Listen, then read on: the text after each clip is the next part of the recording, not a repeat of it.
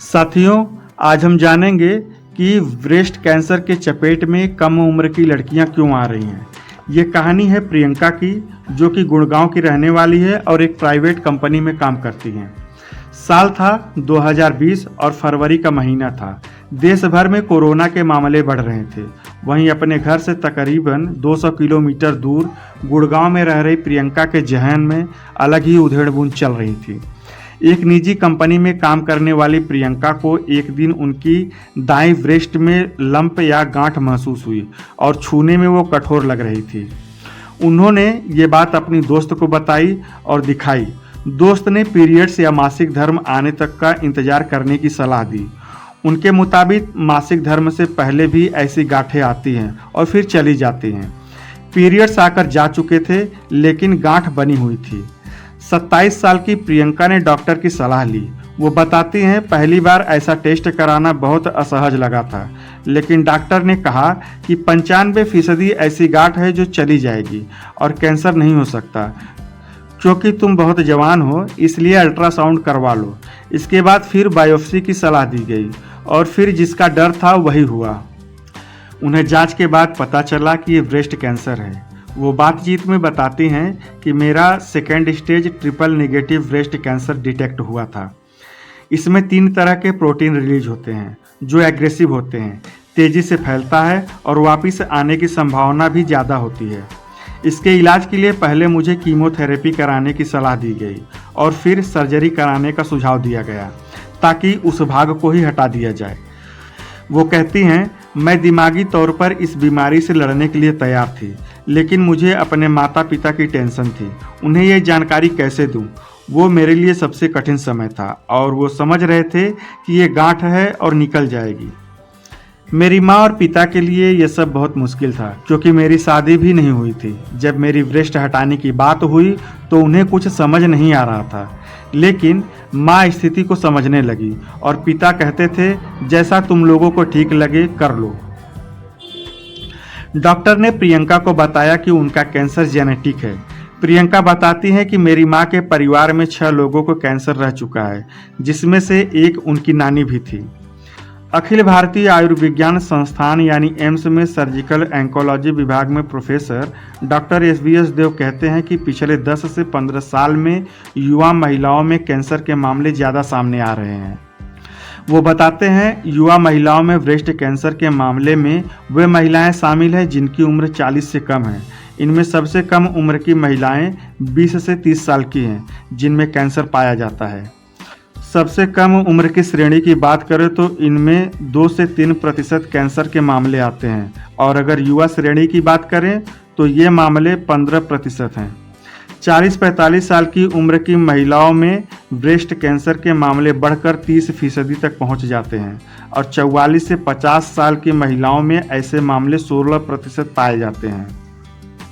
उनका कहना है कि पश्चिमी देशों में महिलाओं में 40 की उम्र के बाद ब्रेस्ट कैंसर के मामले सामने आते हैं और 50-60 की उम्र की महिलाओं में कैंसर के मामलों में बढ़ोतरी दिखाई देती है।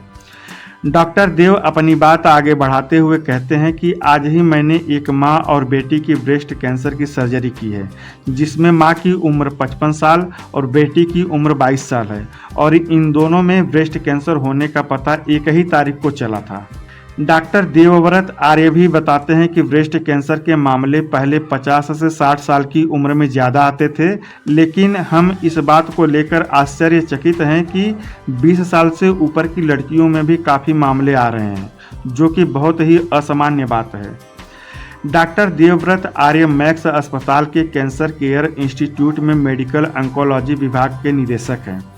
इससे पहले the Gujarat cancer and research institute में काम कर चुके डॉक्टर देवव्रत बताते हैं कि उनकी थीसिस का विषय ब्रेस्ट कैंसर ही था।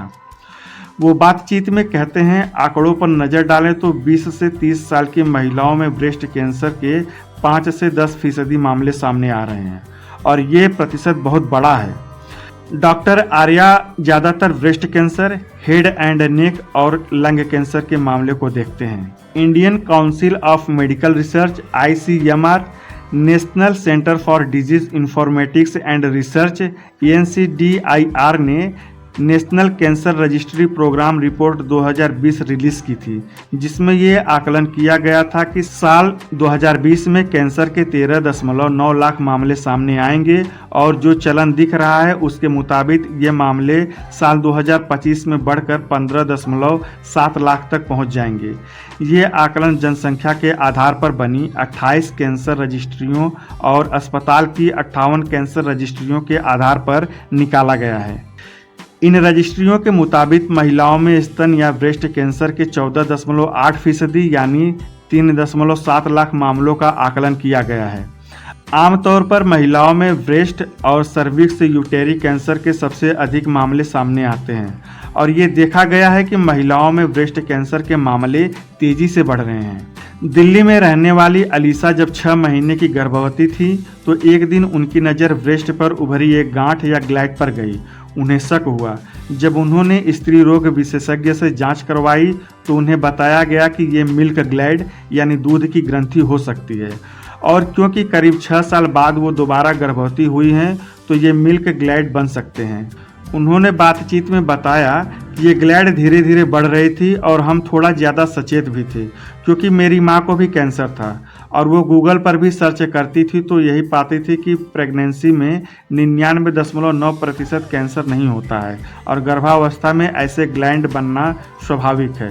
लेकिन 9वां महीना आते आते उनके हाथों और काखों में बहुत तेज दर्द हुआ और बुखार हुआ।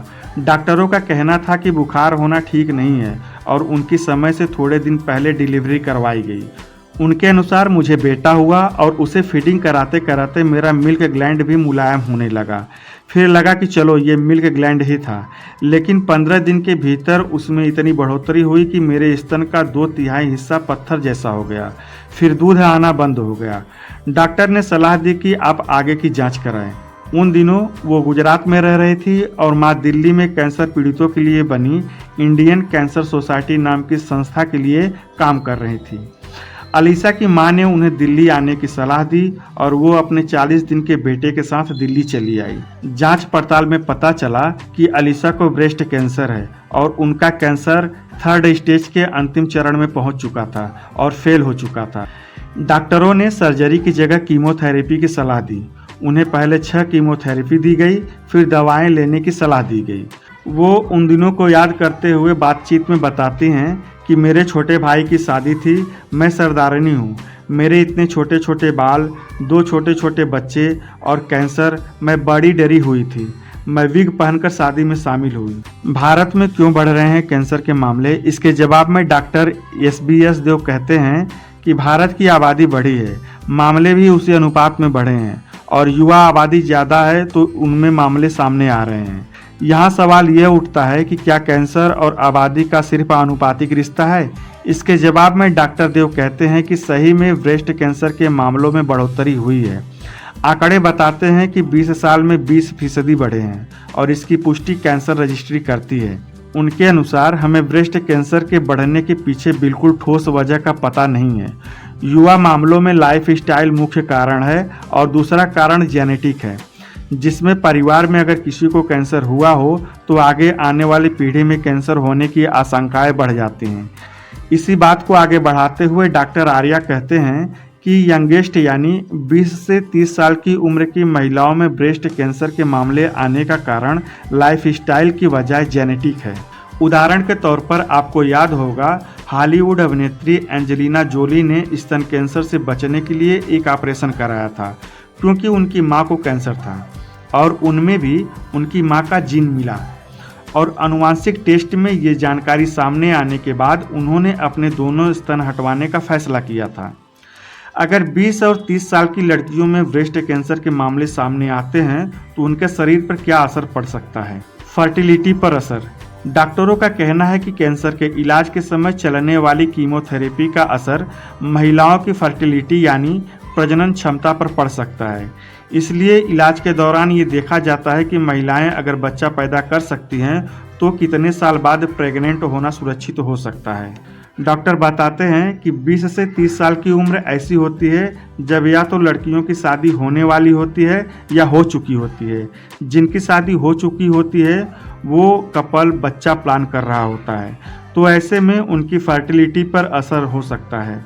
डॉक्टर कहते हैं कि ऐसे में इलाज शुरू करने से पहले मरीज से विस्तार से बात की जाती है और पूरी प्रक्रिया को समझाया जाता है, क्योंकि कई मामलों में कीमोथेरेपी का ओवरीज या अंडाशय पर भी असर हो सकता है। तो हम उन्हें ओवेरियन प्रिजर्वेशन या ओवरीज को संरक्षित करने की सलाह भी देते हैं, और जब मरीज 2-3 साल में ठीक होने लगती है तब वे बच्चा प्लान कर सकते हैं। साथ ही महिलाएं बहुत युवा होती हैं तो हम ब्रेस्ट कंजर्वेशन सर्जरी या रिकंस्ट्रक्शन करने की कोशिश करते हैं। हम कोशिश करते हैं कि पूरी तरह से ब्रेस्ट को हटाने की प्रक्रिया ना हो। जेनेटिक टेस्ट में अगर वे पॉजिटिव पाई जाती हैं और अगर ब्रेस्ट का दूसरा हिस्सा सामान्य भी हो तो हम उसे हटा देते हैं, क्योंकि जीन म्यूटेशन हो रहा हो तो इन मामलों में उनके आगे बढ़ने की संभावनाएं ज़्यादा होती हैं। तो ऐसे में महिलाएं दोनों ही ब्रेस्ट हटवा लेती हैं। अब जानते हैं कि कैसे जाने ब्रेस्ट कैंसर के लक्षण। स्तन में गांठ या लंप होना ये ब्रेस्ट कैंसर के आम लक्षणों में से एक है। डॉक्टर सलाह देते हैं कि अगर ब्रेस्ट में किसी प्रकार की गांठ महसूस होती है तो तुरंत मेडिकल जांच करवानी चाहिए। अगर ब्रेस्ट में किसी प्रकार की सूजन दिखाई देती है तो उसके प्रति लापरवाही नहीं बरतनी चाहिए। ये सूजन ब्रेस्ट के एक हिस्से या पूरे ब्रेस्ट में हो तो सचेत हो जाना चाहिए। ब्रेस्ट की त्वचा में किसी प्रकार का परिवर्तन दिखाई दे, मसलन वहाँ जलन, लाल पड़ना या त्वचा का सख्त होना, त्वचा की बनावट में बदलाव दिखना, ऐसा महसूस करना जैसे त्वचा गीली हो। अगर निप्पल से रिसाव होता पदार्थ निकलता दिखे, अंदर की तरफ धंसता दिखे या दर्द हो रहा हो तो डॉक्टर की सलाह ली जानी चाहिए। डॉक्टर कहते हैं कि कई बार युवा महिलाओं में कैंसर के ये लक्षण पहचानने में चुनौतियां भी पेश आती हैं, जैसे लक्षण ठीक से महसूस नहीं हो पाती, छोटे ट्यूमर का पता नहीं चल पाता और कई बार मेमोग्राफी में भी पता नहीं चल पाता। लेकिन अगर किसी तरह के बदलाव या ऊपर दिए गए कोई भी लक्षण दिखाई दे तो तुरंत डॉक्टर की सलाह लेनी चाहिए।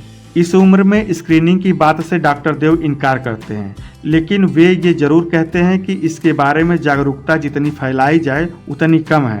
अगर किसी भी प्रकार के लक्षण दिखे तो डॉक्टर को दिखाएं, और अगर जिनके घर में कैंसर की हिस्ट्री रही हो उन मामलों में हम 25 साल की उम्र के बाद स्क्रीनिंग और जेनेटिक टेस्टिंग की सलाह भी देते हैं। अब जानते हैं कैसी हैं प्रियंका और अलीसा। प्रियंका बताती हैं कि लॉकडाउन से 2 दिन पहले उन्होंने पहली कीमोथेरेपी ली थी। कीमो के पहले हफ्ते एंजाइटी, एक दिन में करीब 40 बार उल्टियां आम थी, लेकिन फिर धीरे धीरे स्थिति ठीक होने लगी।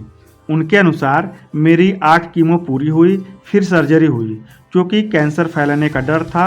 दोनों ब्रेस्ट को हटाया गया और अब मैं इम्प्लांट करा चुकी हूँ, जो 10 साल तक वैसे ही रहेगा। मैं ठीक हो चुकी हूँ और एहतियात भी बरत रही हूँ। कीमो के बाद अलीसा का कैंसर अब आगे नहीं बढ़ा है। वे एक सामान्य जीवन जी रही हैं और उसके बाद जो ओरल ड्रग्स, जो दवाएं लेती थी, वो भी अब बंद कर दी गई है। वो कहती हैं, अब मैं ज़्यादा मजबूत और सकारात्मक हूँ। अगर आपको कैंसर से लड़ाई लड़नी है तो आपको सकारात्मक और मजबूत होना बहुत ज़रूरी है। अब किसी चीज़ से डर नहीं लगता। तो साथियों, आशा करता हूं कि आपको ये जानकारी अच्छी लगी होगी। तो चैनल को सब्सक्राइब करें, वीडियो को लाइक करें और अपनी प्रतिक्रिया कमेंट बॉक्स में दें। जय हिंद, जय भारत।